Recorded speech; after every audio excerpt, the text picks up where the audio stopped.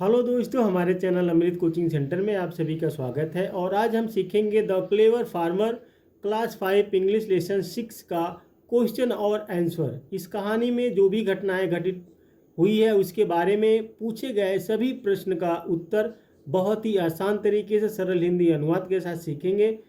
तो वीडियो को अंत तक ज़रूर देखिएगा और अपने दोस्तों तक शेयर ज़रूर कीजिएगा। और यदि किसी भी लेसन का आपको इस तरीके से क्वेश्चन आंसर या हिंदी ट्रांसलेशन के साथ चाहिए तो आप कमेंट बॉक्स में उस लेसन का नाम, उस क्लास का नाम लिख सकते हैं। तो इस लेसन में जो भी घटनाएं घटित हुई है, पूछे गए सभी प्रश्नों का उत्तर हम बारी बारी से सीखेंगे। पहले दिया गया आंसर द फॉलोइंग क्वेश्चंस, निम्नलिखित प्रश्नों के उत्तर दीजिए। जो भी प्रश्न पूछे गए इसको लिखित रूप से देना है आपको। पहला क्वेश्चन है where did the farmer live, यानी किसान कहाँ रहता था।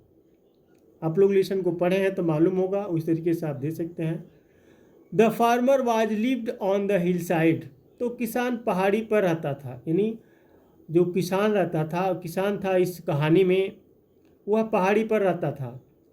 Which type of farming is done on the hill side, पहाड़ी पर किस प्रकार की खेती की जाती है। अब ये भी पूछा गया है कि पहाड़ी पर किसान रहता था, लेकिन पहाड़ी पर किस टाइप की खेती, किस प्रकार की खेती, कौन कौन सी खेती की जाती है।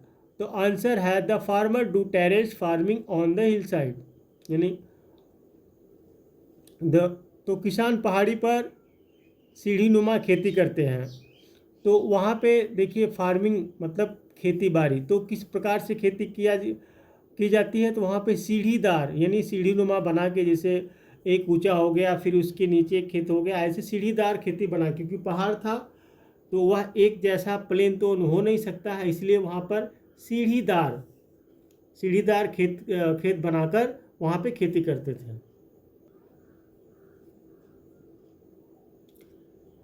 अगला है question why was the tall man angry, लंबा आदमी क्रोधित क्यों था, यानी जो लंबा आदमी उससे आता है उस पर क्रोधित होता है तो क्यों था।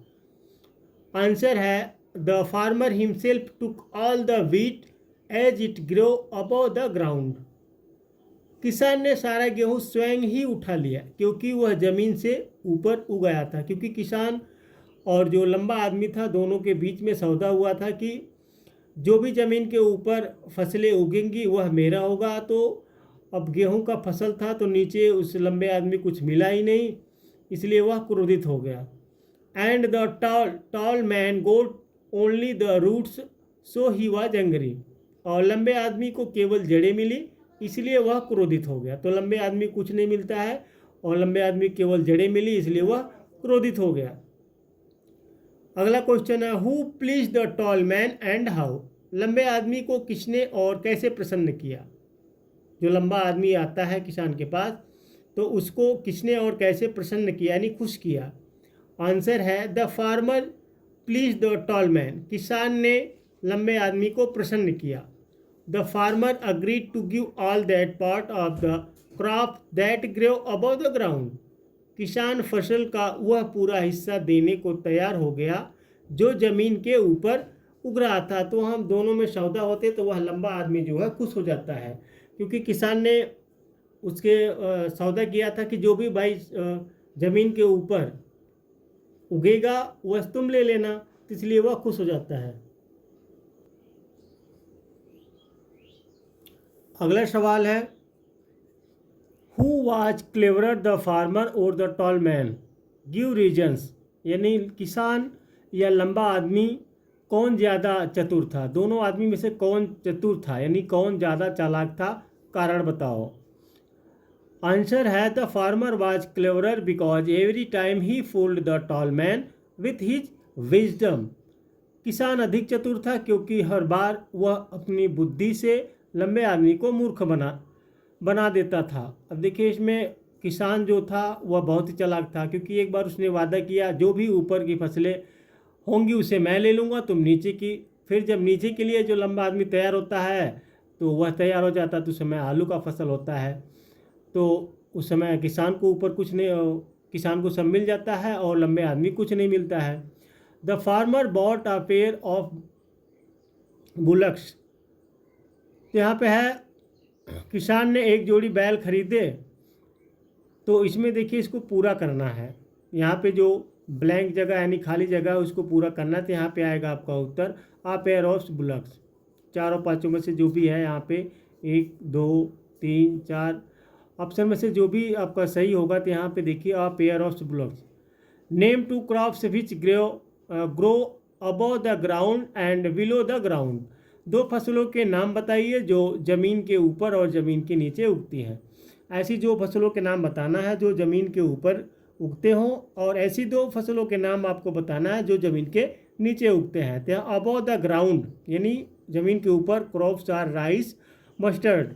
ज़मीन के ऊपर की फसलें चावल और सरसों। जैसे ज़मीन के ऊपर उगने वाले फसल जो है वह सरसों या चावल, इस प्रकार से और भी ढेर सारी फसलें, लेकिन 2 ही फसलों का नाम आपको बताना है।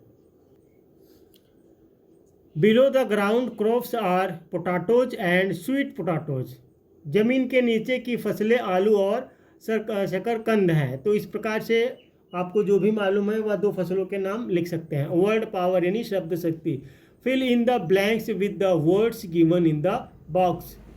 बॉक्स में दिए गए शब्दों से रिक्त स्थान भरे। यहाँ पे क्लेवर है, फोल्ड है, क्रॉप है, सॉफ्ट है, पेयर है। The farmer soft seed in the soil, यानी देखिए यहाँ पे दिया गया है ना सॉफ्ट, तो ज़मीन के अंदर seeds in the soil. Soil मतलब होता है मिट्टी। तो फार्मर किसान ने मिट्टी में बीज बोए। He taught his dog some clever tricks. यहाँ पे क्लेवर ट्रिक्स, उसने अपने कुत्ते को कुछ चतुर चालें सिखाई। The rice crops was damaged by the flood this year. इस वर्ष बाढ़ से चावल की फसलें नष्ट हो गई थी। यहाँ पे क्रॉप है, यहाँ पे क्लेवर है, यहाँ पे सॉफ्ट है। इस प्रकार से आप लोगों को भरना है। आपके बुक में दिया गया, वहाँ पे देखकर आप भर सकते हैं। Rohan purchased a pair of gloves from the market. Rohan ने बाजार से एक जोड़ी दस्ताने खरीदे थे। यहाँ पे अ पेयर, यहाँ पे भी है। I am not going to be fooled once again by the shopkeeper. मैं दुकानदार के झांसे में दोबारा नहीं आने वाला। तो यहाँ पे फूल्ड है। तो इस प्रकार से आप में जो आपकी बुक में दिया गया है खाली स्थान को भरना, तो इसको भर सकते हैं। लैंग्वेज प्रैक्टिस, भाषा अभ्यास। Fill in the blanks with correct helping verbs EGM-R। यहाँ पे हेल्पिंग वर्ब की सहायता से आप लोगों को क्या करना है, भरना है। कहाँ पे ईज आएगा, कहाँ पे एम आएगा, कहाँ पे आर आएगा, इस सेंटेंस में आप देख सकते हैं और इसको भर सकते हैं। तो रिक्त स्थानों को सही सहायक क्रियाओं यानी EGM-R से भरें। This is Mrs Cow's classroom. This is Mrs Cow's classroom. यह श्रीमती काउ यानी गाय की कक्षा है। तो यहाँ पे इज लगा हुआ है, तो आप यहाँ पे इज का उपयोग करेंगे।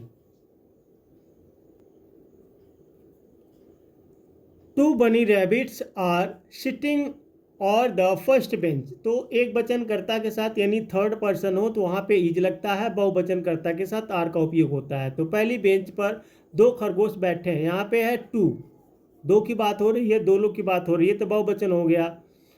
The calf elephant is sitting on the last bench. तो यहाँ पे हाथी का बच्चा आखिरी बेंच पर बैठा है। तो यहाँ पे इच लगा हुआ है क्योंकि हाथी का एक ही बच्चे की बात हो रही है। I am the monitor says the puppy. मैं मॉनिटर हूँ, पिल्ला कहता है। तो यहाँ पे एक ही की बात है। आई के साथ तो एम लगता है हमेशा ही। एक वचन ये भी, लेकिन फर्स्ट पर्सन है। थर्ड पर्सन एक वचनकर्ता के साथ लगता है। द पिगलट एंड द कब आर पनिश्ड बाय काउ। सुअर के बच्चे और बच्चे को श्रीमती गाय द्वारा दंडित किया जाता है। तो इस प्रकार से यहाँ पे 2 लोगों की बात हो रही है, तो एंड का उपयोग हुआ। 2 लोगों की बात हो रही है, तो यहाँ पे बहुवचन है तो आर लगा है।